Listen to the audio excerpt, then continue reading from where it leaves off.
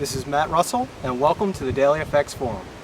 So here are the 5 pairs that I will be discussing this evening: the Euro Pound, the Aussie Kiwi, the Pound Swiss, the Euro Swiss, as well as the Euro Aussie. So let's go ahead and pull up the charts. First chart is the Euro Pound. The short trade from either 88.10 or 88.23 continues. I would keep that stop again at 88.75, as the 88.40 area should be stiff resistance over the next several weeks or months. Prices have rallied a little bit from just beneath that 87 figure, but again, I do expect prices to roll over and eventually take out these lows down here near that 86 figure, but of course anything can and will happen. The next chart is the Aussie Kiwi, and if you were listening to the report yesterday, I mentioned the short trade from 127.90 with a stop at 128.60. That trade did trigger. Also on the forums, I was using a much longer term level, but Frank on the Daily FX forums actually mentioned this line right here, and we can see that prices are hugging this line right now. This will be the third point. If we zoom in a little bit, we can see that there are wicks above the line. So I do like this trade again on the short side, and I would just keep that stop at 128.60. If you did not enter on yesterday's trade recommendation, I'd enter right now short at that 128 figure with a stop at 128.60. The next chart is the Pound Swiss, and again, we're just trading the Euro Pound. The Pound Swiss has been acting as the inverse of the Euro Pound, so I'm just going to stay on the sidelines. The next chart is the Euro Swiss, and again, the long trade from either 46.60 or 46.50, both with a stop at 46.25. I also mentioned yesterday an entry at 46.55 with a stop at 46.25. I will continue to just stay in this trade. Again, my confidence is not very high, just using a possible inverted head and shoulder pattern here or a double bottom, just ignoring these lines here. Again, my confidence is not high, but it's only about 25 pips worth of risk, so in my mind it's well worth that risk. The next chart is the Euro Aussie. If you recall, 2 reports back, we did cover the short trade originally from 58.75 down near just beneath that 152 figure, about 152.70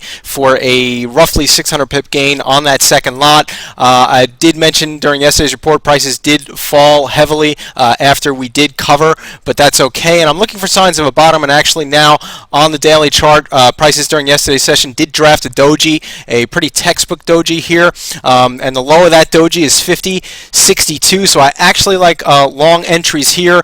Call it long 151.02 with a stop just beneath the low of that doji. Let's call it 150. Give it a little room, 150.40. So again, that would be long 151.02 with a stop at 150.40. Again, my name is Matt Russell. Thanks for listening, and please stay tuned for a preview of the Daily FX forums.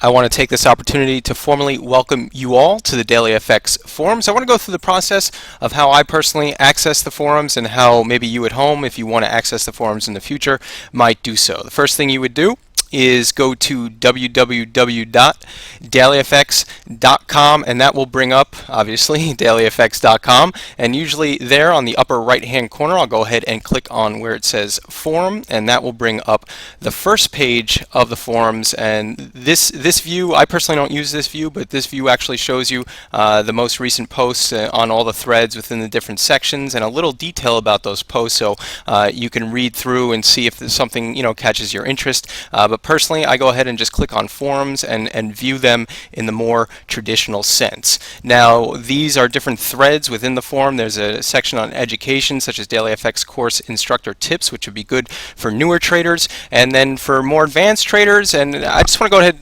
personally, the way I use the forums is I would go through the individual threads, just looking for trade ideas, maybe looking at charts, looking at certain lines that maybe I didn't put up on my chart, but another trader might have put up on their chart. I tend to shy away from using direct trade recommendations from other forum members, but it helps me to sort of even out my analysis, make sure that I'm seeing things with the right mind in terms of I might be missing stuff that other traders can see, and that's my personal way of using the forum. Every trader is going to be a little bit different in how they use it. So if you want to ask questions, if you want to become an active participant of the members, you would have to go ahead and register. So that's what I'm going to go through now, is the registration process. So assuming you're brand new to the forums, or maybe you've been here a few times and you're not really sure how it works, so I just want to walk through again the registration process.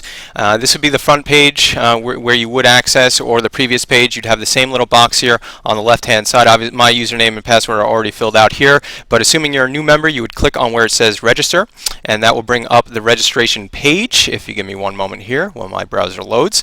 And actually, first we're going to have some terms of service and DailyFX forum rules. I do suggest reading through the forum rules. Obviously, profanity and spam and things like that are not allowed, but it also gives you insight on how to use the forum and how different traders can use it in terms of their individual needs. So you would go down to the bottom there, you'd click on where it says I have read all the rules, and then you would go ahead to the register the formal registration page, and that will bring up here. And you can go ahead and select the username, and how about we'll use 4x, and that name is already in use, so maybe add a few more x's there.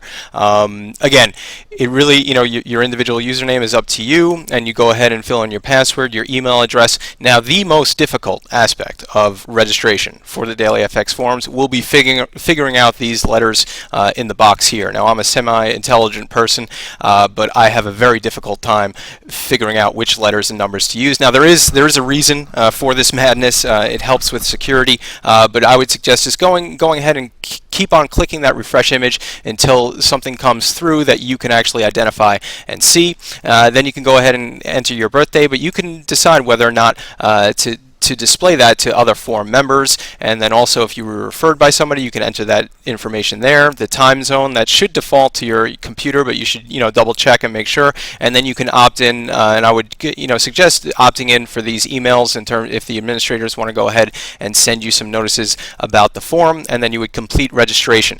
Now what happens is they would send you an email to the email address that you put up here, and that email will include a link, and all you would have to do is go ahead and click on that link, and that link will bring you inside the forum, and you would now be a member of the DailyFX forums. Again, this is Matt Russell. Thanks for listening.